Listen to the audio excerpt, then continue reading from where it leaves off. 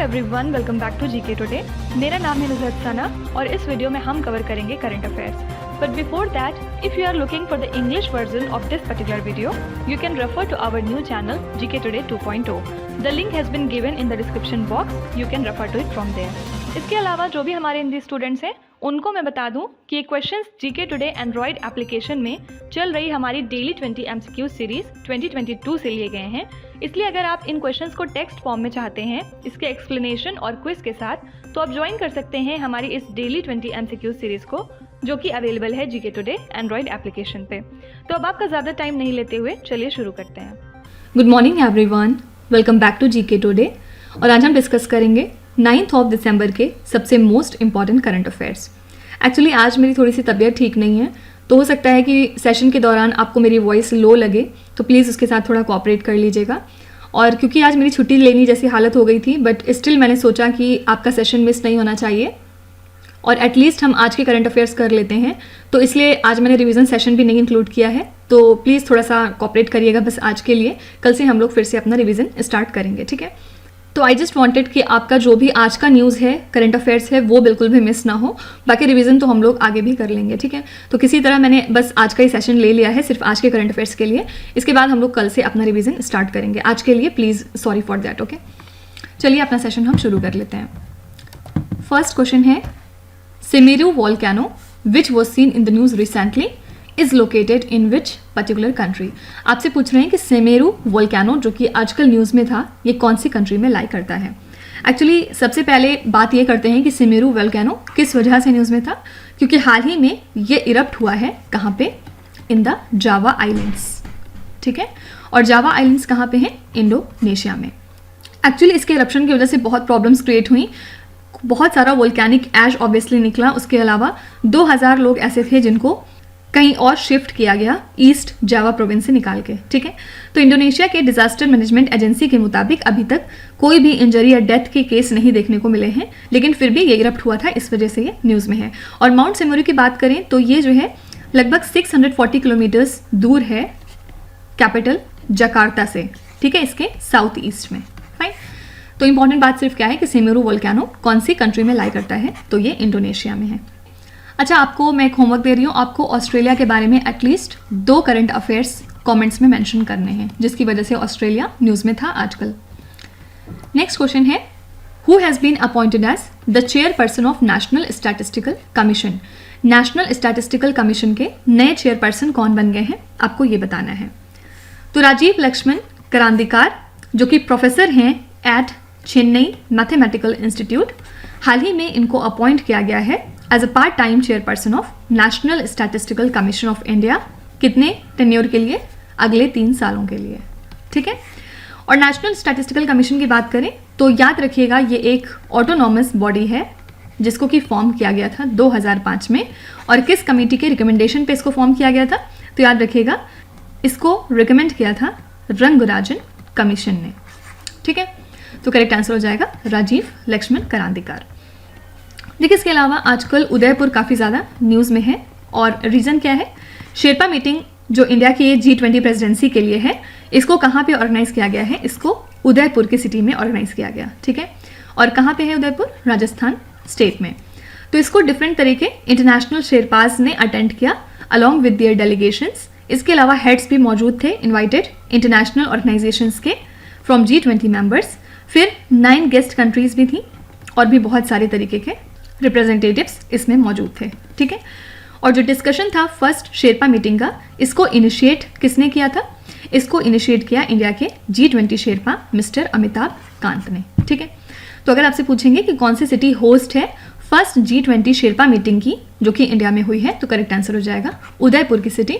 आपसे ये भी पूछ सकते हैं कि उदयपुर सिटी कौन से स्टेट में लाई करता है, याद रखिएगा राजस्थान स्टेट में। नेक्स्ट क्वेश्चन है, which country launched its latest nuclear stealth bomber named as B-21। कौन सी कंट्री है जिसने हाल ही में अपना latest nuclear stealth bomber launch कर लिया है जिसका नाम है B-21। तो यूएस की एयरफोर्स ने हाल ही में अनवील किया है अपना लेटेस्ट न्यूक्लियर स्टेल्थ बॉम्बर जिसका नाम है B-21 और इसके थ्रू ये ग्रेजुअली रिप्लेस करेंगे अपने एयरक्राफ्ट को जो कि पहली बार कोल्ड वॉर में इन्होंने फ्लो किया था, ठीक है। और कंट्री का ये जो पहला न्यू बॉम्बर है ये पिछले 30 सालों में पहली बार डेवलप हुआ है। साथ ही इसकी कॉस्ट क्या आई है $700 मिलियन ईच, ठीक है। और ये अपने साथ दोनों तरह के वेपन्स को कैरी कर सकता है, मतलब न्यूक्लियर और कन्वेंशनल बोथ, ओके। तो यहाँ पे करेक्ट आंसर हो जाएगा USA। देखिए इसके अलावा अगर आपसे पूछते हैं कि इंडिया में ओनली ऑथराइज्ड इंस्टीट्यूशन कौन सा है जो कि सेल और इनकैशमेंट कर सकता है इलेक्टोरल बॉन्ड्स का, तो ये है स्टेट बैंक ऑफ इंडिया, ठीक है। और ये किस वजह से मैं पूछ रही हूँ, किस वजह से न्यूज़ में था, क्योंकि हाल ही में गवर्नमेंट ने ऑथराइज किया है sale and encashment of these electoral bonds through 29 branches of state bank of India across the country, okay. और ये जो इलेक्टोरल बॉन्ड्स हैं इनको कौन परचेज कर सकता है, तो इलेक्टोरल बॉन्ड्स को कोई भी पर्सन इंडिया से खरीद सकता है अगर वो इंडिया का सिटीजन है या फिर इनकॉर्पोरेटेड है या फिर इस्टेब्लिश्ड है इंडिया के अंदर, तो ठीक है। और याद रखिएगा इसको खरीदा जा सकता है सिंगल तरीके से भी या फिर आप अदर इंडिविजुअल के साथ ज्वाइंटली मिलकर भी इसको खरीद सकते हैं, ठीक है।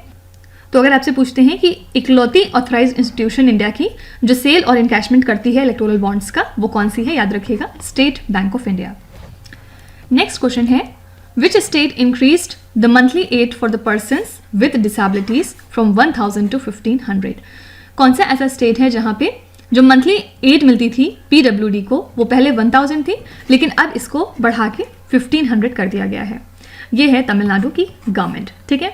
इन्होंने डिसाइड किया है कि फ्रॉम जनवरी 2023 ये जो अमाउंट था PWD के लिए 1000 रुपीज़ इसको बढ़ा के 1500 कर दिया जाएगा, ठीक है।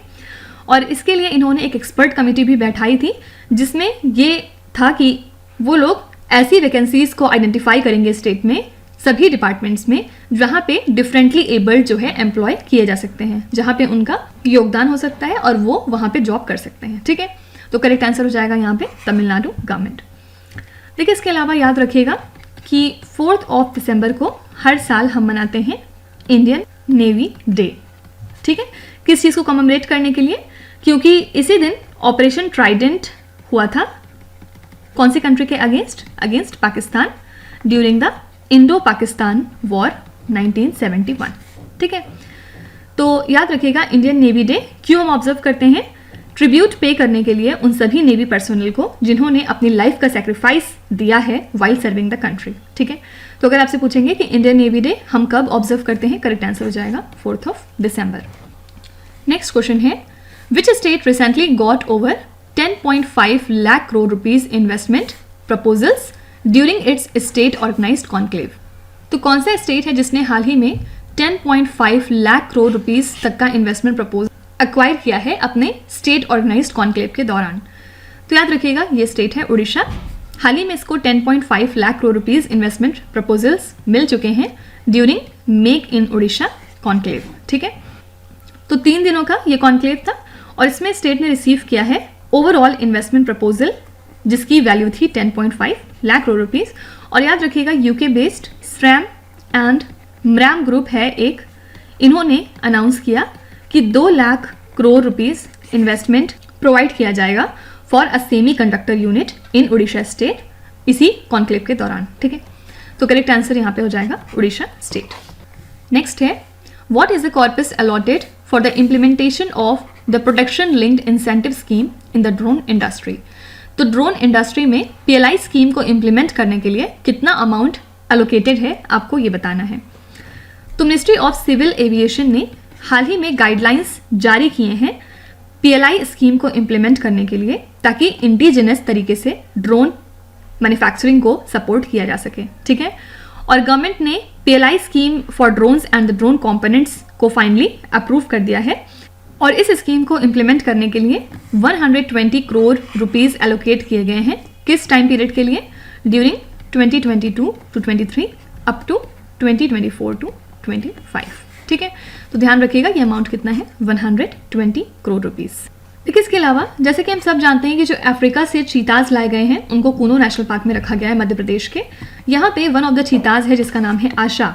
हाल ही में ये न्यूज़ में थी किस वजह से, क्योंकि इसने अपना पहला नील गाय काफ किल किया है। ठीक है, तो ये एक इंपॉर्टेंट स्टेप देखा गया कि ये जो चीताज हैं ये अडेप्टेबल हो रहे हैं इस नए एनवायरनमेंट में, और जब इनको इसमें रिलीज़ किया गया था तो ये सारे जो चीताज हैं इन्होंने किल किया था सिर्फ चीतल को। ठीक है, तो पहली बार आशा ने अब किल कर लिया है नीलगाय काफ को, तो ये एक इंपॉर्टेंट स्टेप पाया गया। ठीक है, तो अगर आपसे पूछेंगे कि कौन से स्पेशीज है अदर देन चीतल्स जिसको कि किल किया गया है कूनो नेशनल पार्क में बाय द चीताज जो कि ट्रांसलोकेट हुए हैं फ्रॉम अफ्रीका, तो करेक्ट आंसर हो जाएगा नीलगाय काफ। नेक्स्ट क्वेश्चन है Estonia which was seen in the news recently is located in which particular region. आपसे पूछ रहे हैं कि एस्टोनिया जो कि आजकल न्यूज में था ये कौन से रीजन में लाई करता है। एक्चुअली एस्टोनिया जो है एक कंट्री है नॉर्दर्न यूरोप में, और ये किस वजह से न्यूज़ में थी क्योंकि हाल ही में इन्होंने यूएस के साथ मिलके अपना $200 मिलियन का एक कॉन्ट्रैक्ट किया है जिसमें ये डिसाइड हुआ है कि ये कंट्री परचेज करेगी high mobility artillery rocket system country USA से। ठीक है, और ये एस्टोनिया का अब तक का सबसे बड़ा आर्म्स प्रोक्योरमेंट प्रोजेक्ट रहा। ठीक है, और वेपन सिस्टम के अलावा एस्टोनिया आगे फ्यूचर में और भी चीज़ें प्रोक्योर करेगी like communication solution, training, logistic and the life cycle solution. ठीक है, तो यहाँ पे करेक्ट आंसर हो जाएगा यूरोप। नेक्स्ट क्वेश्चन है Unnati Hooda who was seen in the news recently is associated with which sport. Actually Unnati Hooda पहली इंडियन बन गई हैं जो कि एंटर हो चुकी हैं अंडर 17 वुमेन्स सिंगल्स फाइनल में कौन सी चैंपियनशिप के, तो करेक्ट आंसर है एशिया जूनियर बैडमिंटन चैंपियनशिप। ठीक है, और फिर इन्होंने इसमें जीता था सिल्वर मेडल, और वेन्यू क्या था इस पर्टिकुलर इवेंट के लिए, तो ये हुआ था थाईलैंड में। ओके, याद रखिएगा मेंस डबल पेयर जो था इसमें अर्श मोहम्मद का किसके साथ मिलके संस्कार सरस्वत, इन्होंने भी इस गेम में सिल्वर मेडल जीता। इसके अलावा अंडर 15 मेंस सिंगल शटलर हैं अनीश थोपानी, इन्होंने भी सिल्वर मेडल क्लिंच किया है। ठीक है, तो इस क्वेश्चन से आपसे बहुत सारी चीजें पूछ सकते हैं। सबसे पहला क्वेश्चन है उन्नति हुडा कौन से स्पोर्ट से रिलेटेड है, करेक्ट आंसर हो जाएगा बैडमिंटन। फिर इसके बाद ये पूछ सकते हैं कि इन्होंने कौन सा मेडल जीता इस चैंपियनशिप में, तो सिल्वर मेडल। फिर ये पूछ सकते हैं कि इसके लिए वेन्यू क्या था, याद रखिएगा थाईलैंड। फिर जो इसका मेंस डबल पेयर था अर्श मोहम्मद और संस्कार सरस्वत का, इन्होंने भी सिल्वर मेडल जीता है। इसके अलावा अनीश थोपानी ने भी सिल्वर मेडल जीता है इन अंडर 15 मेन सिंगल्स। ठीक है, और ये एक शटलर है। फाइन, तो डिफरेंट तरह के क्वेश्चन फ्रेम किए जा सकते हैं, आपको सारे पॉइंट्स ध्यान में रखने पड़ेंगे। नेक्स्ट क्वेश्चन है Isaac Herzog visited the country Bahrain for the first time as the prime minister of which country. तो आइसेक हर्जोग ने हाल ही में बहरीन कंट्री को विजिट किया है पहली बार as the prime minister of which particular country. तो याद रखिएगा ये इजराइल के प्राइम मिनिस्टर हैं और हाल ही में इन्होंने बातचीत की है बहरीन के किंग और क्राउन प्रिंस से अपनी फर्स्ट ट्रिप के दौरान जो कि इन्होंने बहरीन में करी थी। ठीक है, तो इनके जो डिप्लोमेटिक रिलेशंस थे वो अभी पिछले साल ही नॉर्मलाइज हुए थोड़े जाके 2020 में, और उसके बाद ही डिसाइड हुआ कि आइसेक हर्जोग इस कंट्री को विजिट करेंगे। ध्यान में रखने वाली बात सिर्फ क्या है कि आइसेक हर्जोग कौन सी कंट्री के प्राइम मिनिस्टर हैं, करेक्ट आंसर है इजराइल। नेक्स्ट क्वेश्चन है which state launch the one district one sport scheme. कौन सा ऐसा स्टेट है जिसने one district one sport scheme को हाल ही में लॉन्च किया है, तो उत्तर प्रदेश के चीफ मिनिस्टर योगी आदित्यनाथ ने हाल ही में लॉन्च किया है one district one sport on the lines of one district one product scheme. ठीक है, और एम क्या है, स्पोर्ट्स को बेसिकली प्रमोट करना, साथ ही जो यंग जनरेशन है उनको हेल्दी रखना, इसके अलावा एक ऐसा प्लेटफॉर्म प्रोवाइड करना स्पोर्ट्स पर्सन को जिसके थ्रू इनके टैलेंट्स को ग्रो किया जाए। ठीक है, तो under this one district one sport scheme याद रखिएगा एक स्पोर्ट आइडेंटिफाई किया जाएगा सभी 75 डिस्ट्रिक्ट्स में उत्तर प्रदेश के। ठीक है, तो ध्यान में रखिएगा ये कौन से स्टेट की स्कीम है, आंसर हो जाएगा उत्तर प्रदेश।